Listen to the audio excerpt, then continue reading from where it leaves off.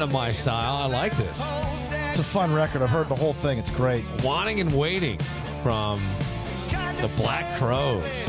Brand new record. A lot of great rock out right now. Black Keys have a great record. Pearl Jam's got a great record. Kings of Leon's got one coming out.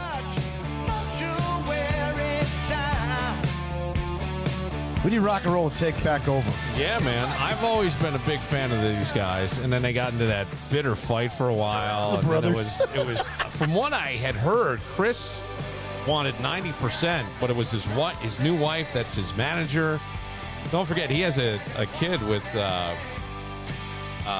Kate Hudson. Yeah. They have a kid together. But this is his new wife, supposedly his manager and stuff. And then Rich was like, no, man, I'm not giving you 90%. Right. I mean, that's like my band, that's like too. Lou Gramm with Mick Jones. Mick Jones over I Want to Know What Love Is. Yeah. Yeah, so that gets a little... Me 95 and you 5. Well, you just take the whole thing. Yeah, it's like, it cost Lou all kinds of money. the name of the album is Happiness Bastards. I want to be a happiness bastard. I've always wanted to talk to these guys. I would love to fucking talk to him. Because then I would also like to say, what do you think of John Mayer? Because I am a fan of John Mayer. And I do like his pop and I do like his rock. And I think he's a fantastic guitarist. And he's pretty cool and he's funny. He's got a nice personality. Chris Robinson can't stand the fact that he's part of Dead & Company. Can't fucking stand it. Goes nuts over it. And, yeah, you can find stuff if you ever get bored and want to look for something. But, and I know John's aware, and John's like, look, man, it's just the way it is, you know? Yeah, I dig that a lot. I'm going to get, that might be, I mean, it sounds like a classic. Yeah. Black Crowes record. I think I may. Really, you got to give it a listen. Well, the only Black Crow, every song's got a happiness to it. Every single one on the record. It's it's upbeat and fun. I love even the slow ones. Sirius Satellite, and I have the app, and I can get the extra channels, and I'll listen to the happy station. It's all upbeat, and there's happy rock, there's happy everything with that. Not happy is what's for a lot of people is what's happening on college campuses, and we're going to call Kaylee. She is a 20-year-old student, I believe, at SUNY Cortland. We will find out for sure from Kaylee. She's been very patient. She called me a little while ago and said, "Hey, I see that some of your podcasts go 90 minutes. How long are we going to be talking for?" And I go, "It's not a lecture. We will make this work for you at a shorter time." But we're going to let her talk, and we'll find out a little bit more about Kaylee. Hello? Kaylee. Hi. Welcome to the podcast, Kaylee. We are on now, and I apologize for any delays tonight. Kaylee is no problem. Kaylee is a SUNY Cortland student, correct? Yeah. And you're doing an internship in Albany. What is your internship? With the New York Public Interest Research Group. I'm a legislative intern. A legislative intern. So have you been down into the chambers or any law meetings like where they're Yeah, so I work in a building across the street from the Capitol building. I go there just about daily and lobby legislators and go to committee meetings and, follow those people around. What do you want to do when you grow up? I want to go into state politics. I'd like to eventually be a senator, an assembly member, and, maybe go from there. But I would like to stick to New York state politics because I'm really grateful to grow up in such a, beneficial political climate. Beneficial political climate. Some people would disagree with you. Well, for sure. All right. So the reason to have you on, and you and I had talked about, you have a very interesting perspective on a lot of things. And I think that another time I'd love to do a podcast to have her back in studio if we could. That would be fun. Yeah. But Kaylee, talk to me about what we're seeing on college campuses. And I think that, I believe, and maybe I'm wrong, some of it doesn't make the students always look good. Like the Columbia student who said that they wanted the meal plans brought out and we're just going to sit here and dehydrate ourselves. And the reporter says, well, you're not, we want humanitarian aid. And they said, well, you're not being held here. Someone can go get you water and you can do that. Those types of things and those statements by the young lady, I don't think help the cause. Would that be fair? Yeah, definitely. So, but what is talk about, and we're going to let you talk, and then I have lots of questions and lots of things, but talk about what is for many people in a country that has been supportive of the Israeli state for so long to now see college students in support of Palestine, it's kind of doing a 180 for a lot of people. Yeah. So, what we've seen recently is a lot of, Gen Z and college age students really just frustrated with the system.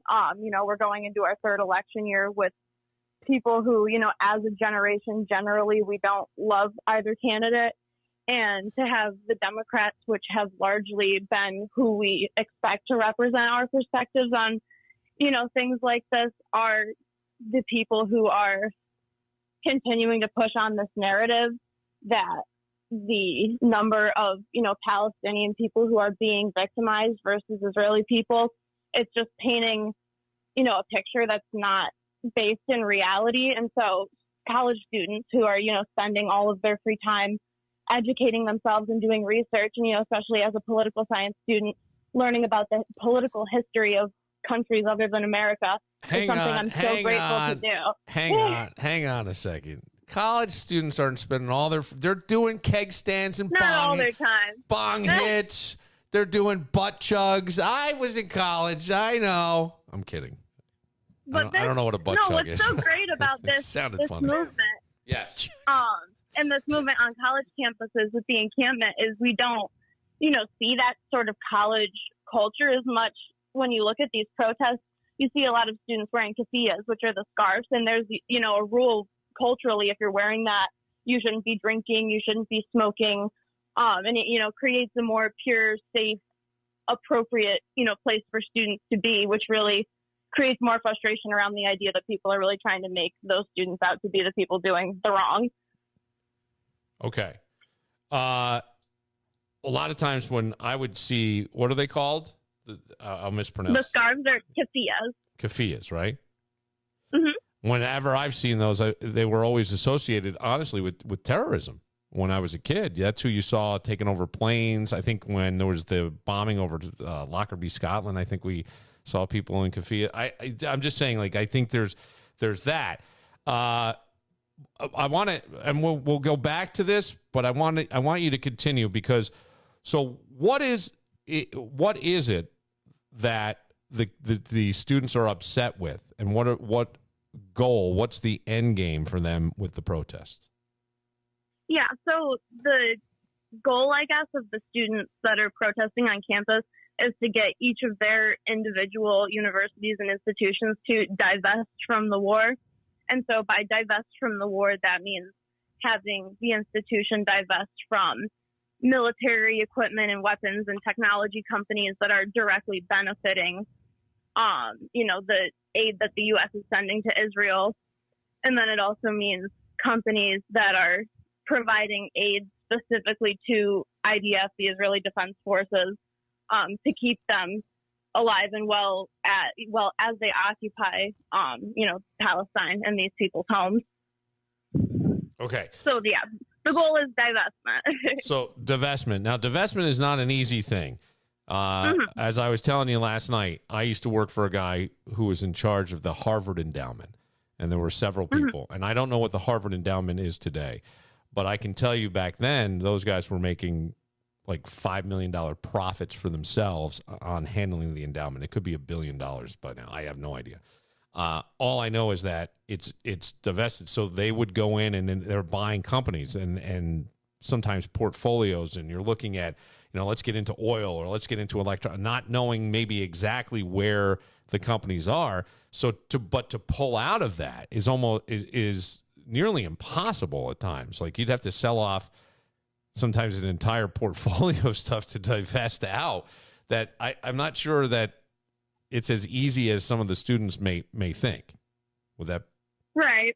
No, I understand that. And, part of our perspective is coming from looking at not too long ago, we were protesting on a smaller scale, but it was still a pretty big movement, the apartheid in South Africa, and trying to ask colleges to divest from that, which a lot of the colleges that are having protests on campus right now are colleges. Columbia is one of them that had divested from the South African apartheid. And yet, Nelson Mandela was still considered a war criminal until not too long ago. So Okay, so let's the divestment and that the fact that the Israeli state is kind of right in the middle of the Palestinian country, which I believe you have Hamas running like the West Bank and the Gaza Strip is more of a, or maybe I have it wrong, but a government, but I'm not even sure how strong a government for the Palestinian people. Yeah, so there really isn't. I mean, Palestine is pretty much under complete government control of Israel because Israel at this point has, like I said, have occupied those states and put soldiers on street corners outside of people's homes. So they're adhering to the rules made by the Israeli government, not to say that that's the same type of government as what's going on in what they consider to be Israel, but in the occupied West Bank and in occupied Gaza, they're kind of, under the jurisdiction of the Israeli government and the IDF soldiers. What do you say then to people who there's been obviously a number of protests around the country, and I think the University of Washington kind of squashed this pretty quickly. I think they had like 100 people and they arrested all of them early on because they're like, we're not allowing this to go on our campus.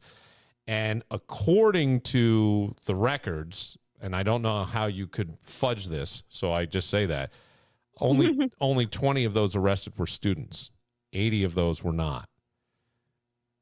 Yeah, so is it, and just if you know, was that number like specifically students that go to that campus versus other people who may have been students from other campuses, or everyone else was not a college student whatsoever? There were some that were not. I don't know. I just know that 20 were college students on that campus. Yeah.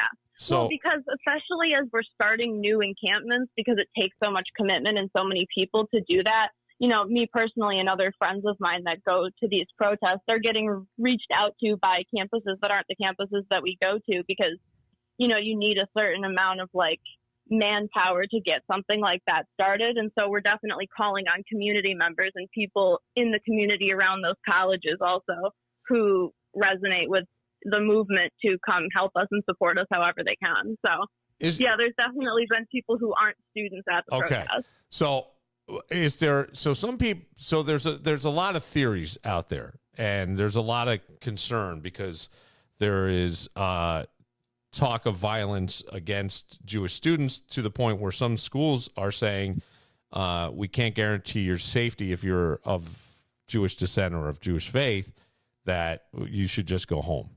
And that, to me, sounds like just out-and-out racism if we're not allowing. Now, I told you when we talked, there was a kid who had the Star of David around his neck, and he was being blocked by people in the Khedives from getting onto the UCLA campus, or USC, I don't remember which one it was. But, again, I said to you, it's a narrow lens. So I don't know that that's happening all the time. But that would be the very definition of racism. And the only thing I would say when I look at that is I go, boy, try to block a transgender student from getting into a class and we'll have a war on our hands. Do you know what I mean? Like, and you would never, like, that would be the worst thing in the world.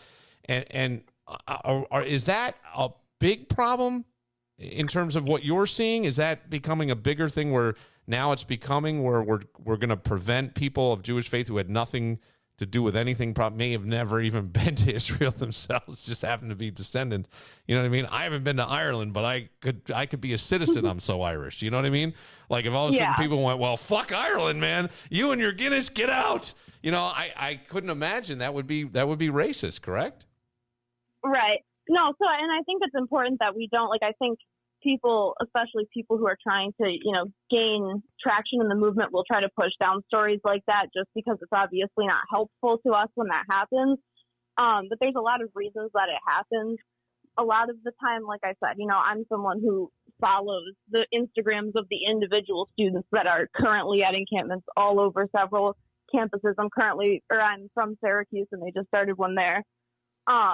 These are not violent protesters. These are a lot of the time students that are there singing, dancing. They have their tents up, they're blowing bubbles, they're singing songs together. One of my Jewish friends just went to stay at the encampment at CCNY, and they had Jewish festivities for Passover there. He got to have a Passover dinner with people at the encampment.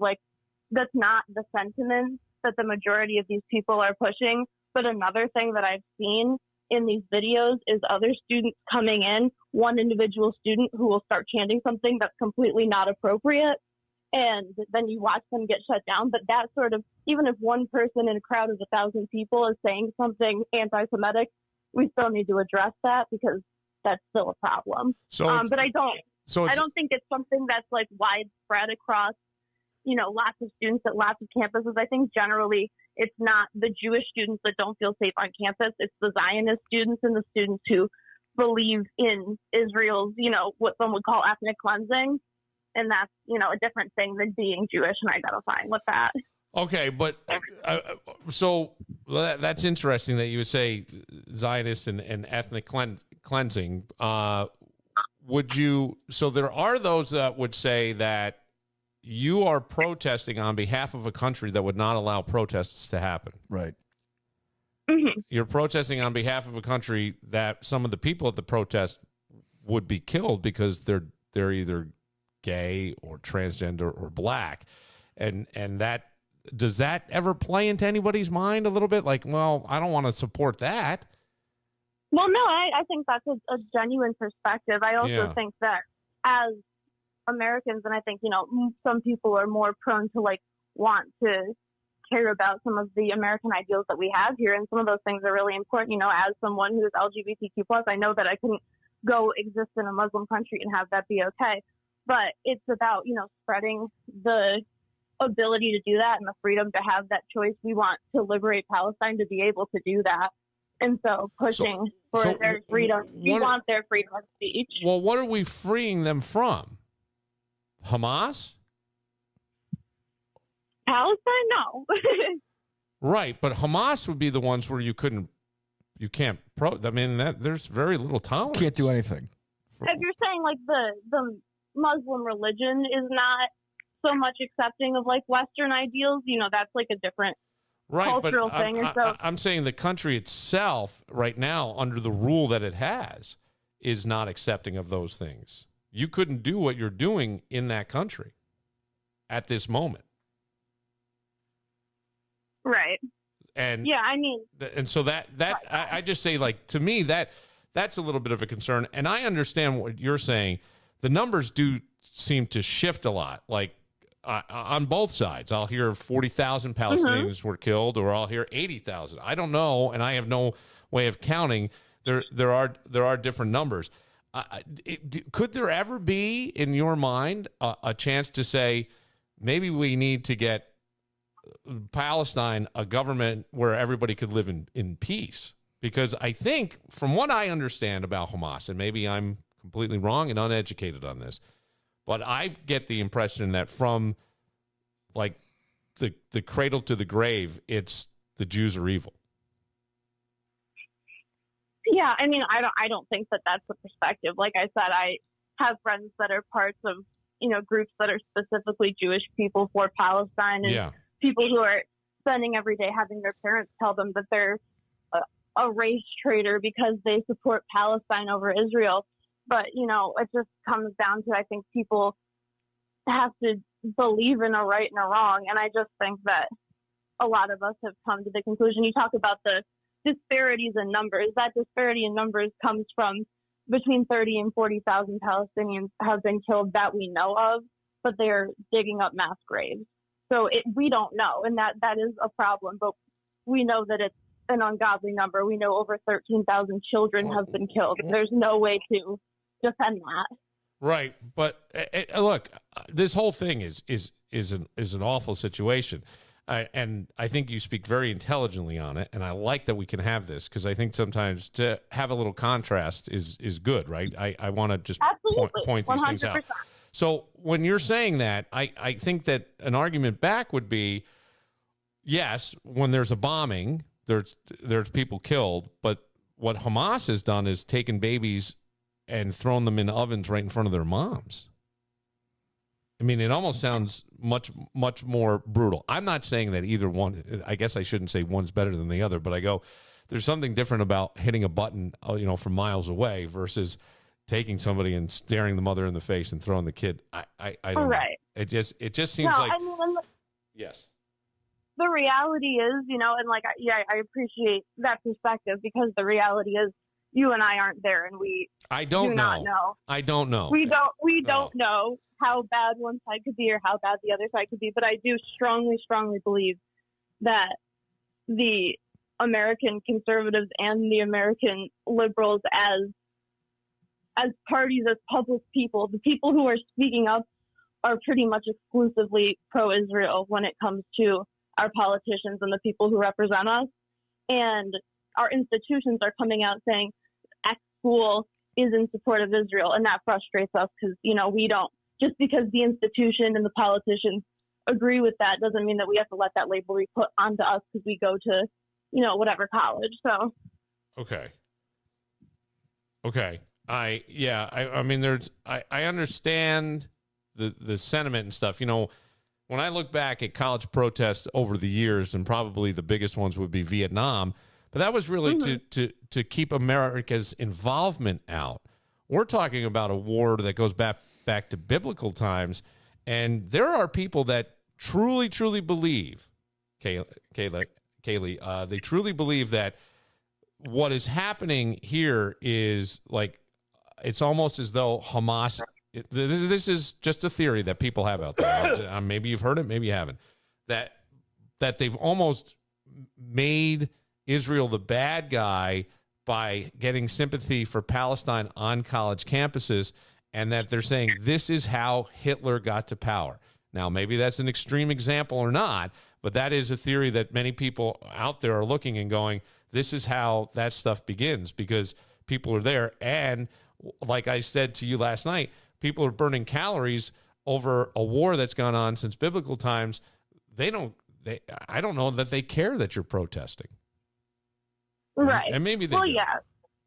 No, and I mean, our goal, the people who are on college campuses actively protesting right now are there because we don't want our names on this. It's not that we can go there and say, hey, president of random college in New York State, end the war. Yes. We know that that is a war that has existed and a conflict that has existed for absolutely forever, and it's not something that we're going to make go away. It started with Adam and Eve because Adam didn't pick up his socks off the floor, and Eve started beating the shit out of him with the snake, and then from there they just went into two different camps. And no, I'm kidding. Genesis 3. I have no idea. Go ahead, Danny. What were you gonna say? And I said Genesis 3. Oh, I thought you were going to ask her a question. No, I'm just. Well, because I guess what's the end game of all this? Well, I think the end game is they're trying to get the colleges to stop divesting money. Right. So in other words, but that's really difficult. Like with PE firms and all this investments, it's just. It's almost impossible. Like, my whole thing is this, and I appreciate you coming on here. My whole thing is I'm not a big fan of protesting because at the end of the day, it really doesn't make that much of a difference because you could literally protest just about anything. Like, I tell people who hate Columbus Day. I'm a third-generation American, right? And they hate Christopher Columbus. They say, you know, the white man raped and pillaged and took away the Native Americans' land. I'm like, okay, fine. But before the white guys got here, who are the Native Americans killing? Oh, that's right, each other. And then all of a sudden, with somebody else with bigger guns came along, oh, now we're the underdog. So now it's okay to feel bad, right? But at the end of the day, I don't see any kids in this country or their parents taking their land that they own, that they worked for, and giving it to a Native American. Because if you really wanted to solve that problem, find a Native American and give them your land. Well, I mean. So my point is that it's all BS. Okay. Kaylee, what do you say? Yeah, so, you know, people, that's an argument that I do get is, oh, if you think the Palestinians should have all the land, then do you want to give up all of our land to the Native Americans? And I think it comes down to your worldview on, you know, some people's perspective on history, whether it's right or wrong. There's multiple perspectives on history, is that the way that countries progress is they have to get more land and get bigger and get stronger, and sometimes that means colonizing. But I also think that my generation is very strongly against the idea of colonization. I do think that it's maybe time we take a look at our own country before we go, you know, pointing at other ones. But I definitely think it's just about your worldview on, is it morally correct for countries to colonize and take over land and move those people for their convenience? But I also think, and this isn't a shot at you or anything, I think you might be generalizing your generation. I think every generation thinks that history actually, like, they're the first generation to figure life out. You know what I'm saying? Well, it's kind of unfair because the reason you're here is because the previous generation sacrificed one way or another, right? And then the generation before that. I mean, thank God for World War II. I'll be curious to see if thoughts change in this a little bit, because when you look and read, and Hamas is in charge of one side of the Palestinian state, and you go, boy, it seems horrible, in a regime that you wouldn't really want to be in, and one that certainly doesn't support the ideals of I think most people involved in the protest. And the other argument sometimes is some of these colleges are private institutions. I think that you could probably argue that SUNY Cortland and some others would be a public institution, but the private institutions are the ones where, a lot of times I would always go, if you don't like it, and I'm not saying that. Let's say you joined a club and all of a sudden the club decided, like, we don't like people with freckles. Okay. Well, then I'm not going to support you because I have freckles, and I'm like, you understand what I'm saying? So I'm not going to go there. They have the right to do what they want. So I don't know that this will change anything. I don't know how this all works. I think there's people that are very, very scared. I think there's people of Jewish faith and people who practice that are afraid to send their kids to school. And yet, that's why I wanted to have you on, because I go, are we seeing a camera lens of the violence that, like, the stuff that happened at Columbia? Is it all students from Columbia? Are they being infiltrated by somewhere? If you're that angry, why not show your face instead of covering your face? These are all things that seem to kind of make sense. If you're going to make a stand, make the stand. But I'd love to speak on the face covering thing, just because a big part of that has been students are being mass suspended, being mass arrested. And, we're obviously in an unprecedented time for students who are spending their days at school doing that instead of, doing school stuff. But it still, matters to people whether or not there's a suspension on their record. And so absolutely. I mean, a lot of them are hiding their faces to avoid the recognition. Well, to avoid, you go to a job interview and somebody nowadays, you can pretty much find anything, right? I mean, if you've got somebody who's savvy on the internet. But other students, that are just sitting there peacefully aren't. The ones that I see covering them were the ones smashing windows and things. And again, I always wonder, and I don't know, because we live in a world where things can be manipulated. We have AI now. Not that this is AI. That's not what I'm saying. But we can make it look like somebody said something that they didn't say, or were somewhere they really weren't at. So it becomes one of these things. And so when I look at that, I go, is this an isolated incident of violence? Is this an isolated incident of keeping a teacher or a student away from going onto campus? That stuff to me right there is just a federal law you're breaking. That's racism, and we don't tolerate that.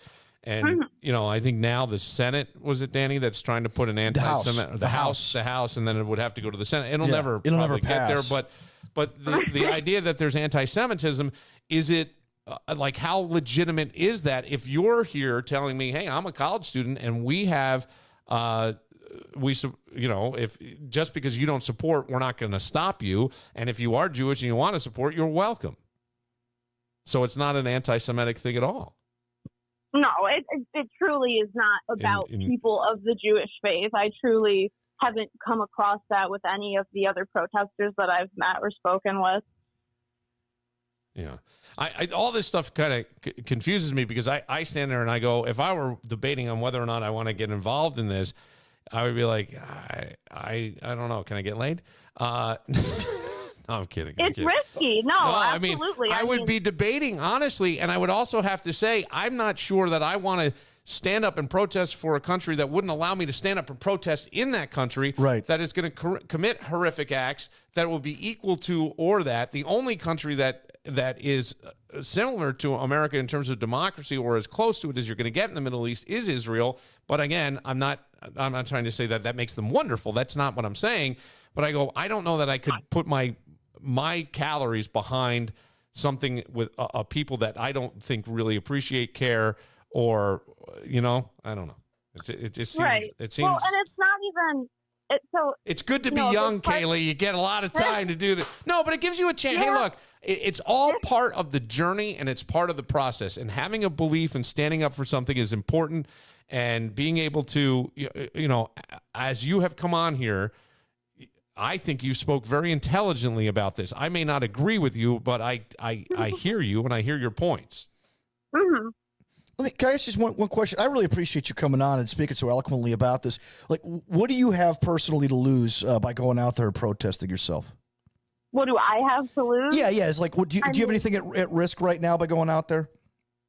Like I said, as someone who wants to become a legislator someday, I have my whole career to lose. I've put my face out there on social media with my Kathia on at protests, and I know that could cause damage to my career, that could cause damage to me getting votes someday. Potentially, if I go back to SUNY Cortland after my internship's over and protest, it's possible I could get a suspension or an expulsion.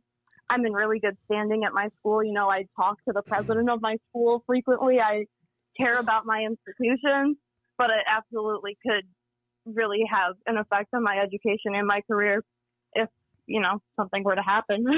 Do your parents get nervous at all for your, and not even like, look, a kid, I don't have to agree with my children in their stuff. I would, but I would worry about their safety. I would truly worry about their safety.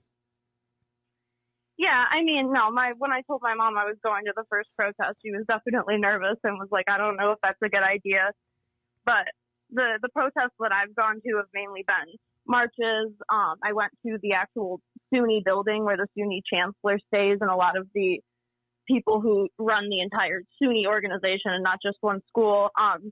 But, in the situations that I've been in personally here in Albany, the protests that we have here don't, I've never had NYPD called on me. You know what I mean? Like, yes, I plan to go to an encampment, and I'm sure that, it's possible that I may come into contact with police and they give us trainings on how to handle that and try to teach us to do it in the most safe and nonviolent way possible. Who's funding that? Like, the training? Yeah, like the training. I mean, organizing and training and putting materials together to instruct people. All that there is money. Somebody's got to be. And I see similar tents on campuses on the West Coast as I do here. It's almost is there some kind of underground funding of this in some way that you're aware of? I mean, there's donation pools. There's a group known as the General Strike that helps out with people all around the U.S. and in other countries. They have an Instagram and they, post constant posts about what's going on. But those organizations will put up posts with a Zoom link that say, come in at 7 and we'll teach you about your rights and how to protect yourself if the police get involved. So yeah, I mean, I don't know how much, I personally don't know the numbers about how much money goes into supporting students. Well, a lot of it could be volunteer. I'm not, right. so it's hard to quantify. I'm just saying, like, it sounds more organized than just your, hey, let's put up some tents and storm the palace, so to speak, and tell this asshole to get out of, Well, and that's part of the beauty of the interconnectedness of a bunch of college students that all live in one state. The SUNY system, the CUNY system, we all talk to each other. We know each other. We see each other on social media. Yeah. So it's just a very interconnected group of people also. People travel for different protests in different parts of New York. I've met people from all over that do this. So what happens with finals and then school's done in like 2 weeks? I don't know what will happen, honestly. Okay. I don't know what the purpose eventually, once we know there's no staff on campus, there isn't much of a purpose in being there because there's no one to tell. Wow. You just go home. It's like, what do we do? It's over. Oh, they just left. They just left this year. I think protests in the street will continue. I think protests in public places and parks will continue. I think that depending on the trajectory of what happens in the next couple months and as the election's coming up, once the semester starts up again, we might have more encampments, more protests happening. I'm curious to see, a lot of the people pledged they would stay until the divestment happened. So, I am curious to see once the semester ends if that's true. Yeah, I would think that, I mean, at some point you go, I need a shower. I got to go home.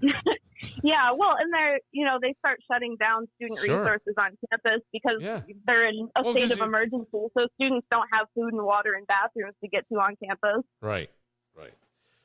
All right, well, it's an interesting perspective and one that I'm not sure I agree with. I couldn't stand behind a government that does that. I I hear you on the other stuff. You feel like people have inserted themselves into a land, but it's something that's just been going. I mean, believe me, the peace in the Middle East has been a phrase, right?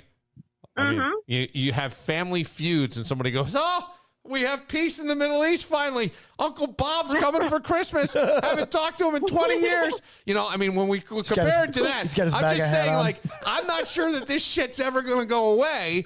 And I understand the sentiment. We don't like people die. I get it. I hear it. I don't want to see people suffer either. I don't like that. But I also don't like a government that's not going to allow you, Kaylee, to be you. They wouldn't allow you to be who you are. And to me, that's wrong, and I couldn't support that. And I think that's where I would draw my line and say I can't be part of this. And the divestment is just not as easy as I think. And I have really no financial education. Just look at my bank account. It's just not as easy knowing people who have done that for a living, handled the Harvard endowment. So that's all. But I think that smart kid, Kaylee. Good luck with everything.